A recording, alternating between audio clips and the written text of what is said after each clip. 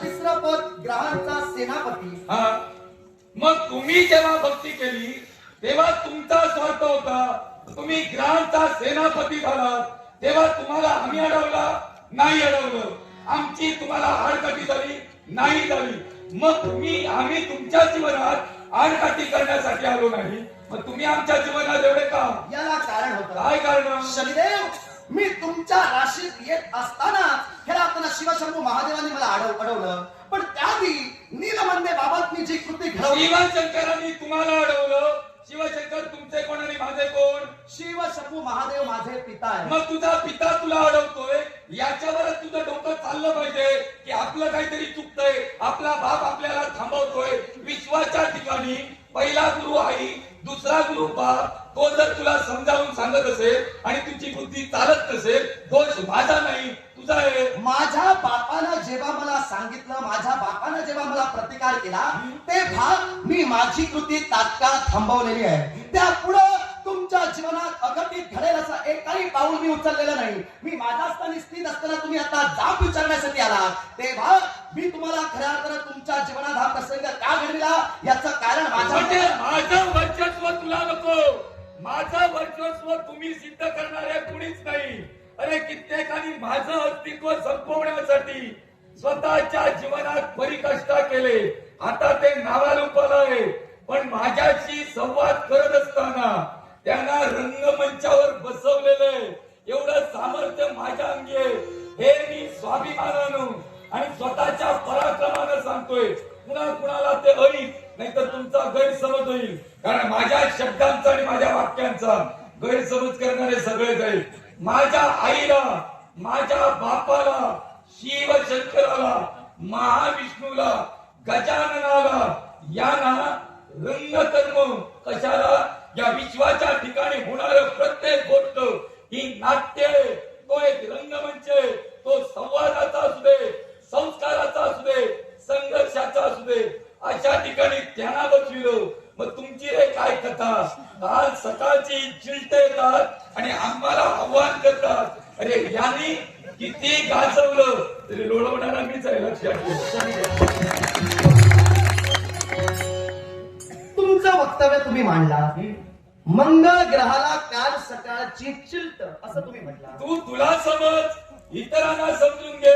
मला त्याच्याशी देणं घेणं नाही. हे माझं मुख्य आणि प्रत्येक वेळीचं वाक्य आहे. त्याच्यामुळे तू म्हणशील काय ते समजून घे. म्हणजे बाजू मारतच नाही. ऐका, मी बाजू मांडून शनिदेव, तुम्ही सांगून गेला कुणाला कसे कसे तुम्ही बसवला. ती त्यांची कर्म आणि त्यांच्याशी असणारे तुमचे वाद झाले. माझं तुम्ही काय करणार ते मला. मी त्याच्यासाठी तुझ्याकडे आलो. तुझं काय करावं आणि काय केलं पाहिजे याची पूर्ण कल्पना मला आहे. मी माझ्या तुझ्यासारखा दुष्ट पुरुष या विश्वात नाही.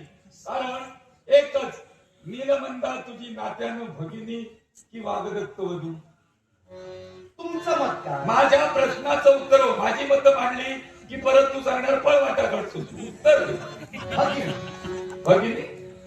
मग तिला तिचं कल्याण व्हावं याच्यासाठी नेलंस की माझ्या जीवनाचा ऱ्हास व्हावा याच्यासाठी नेलंस? माझ्या मतानुसार मी तिला तिच्या जीवनाचं कल्याण व्हावं याच्यासाठी आणि माझा उद्देश सफल करण्यासाठी. म्हणजे दुसरं कारण तुम्हाला मला तपापासून वंचित करायचं होतं. हे दोन्ही हेतू साध्य तप करणं पाप आहे का? तप करणं पाप कुठं आहे? मग तप करत असताना तुझ्या मनात हे विचार आले, हे पापी विचार का आले? मग माझ्या तपावर तुझा क्रोध का?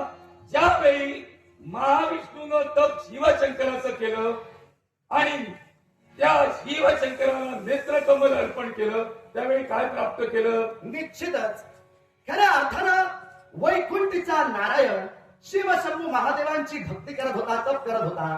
तेव्हा खऱ्या अर्थानं कमळ ही खऱ्या अर्थानं त्या शिवपिंडीवर वैकुंठीचा नारायण अर्पण करत होता. पण एक कमळ ज्यावेळी कमी पडलं त्यावेळी देवानं आपला डोळा काढला आणि ते कमळ म्हणून खऱ्या अर्थानं त्याला काय मिळालं? त्याला काय मिळालंय मला विचारण्यापेक्षा तुम्हाला माहित नाही. म्हणजे असं आहे ते. प्रश्न विचारल्यानंतर पुन्हा त्याच्याच कडून उत्तर घ्यावं आणि आपण काहीतरी वेगळं बोललोय. सुदर्शन मिळालं. आता तू सांगू नको. सुदर्शन मिळालं. आता हे उत्तर माझ्याकडून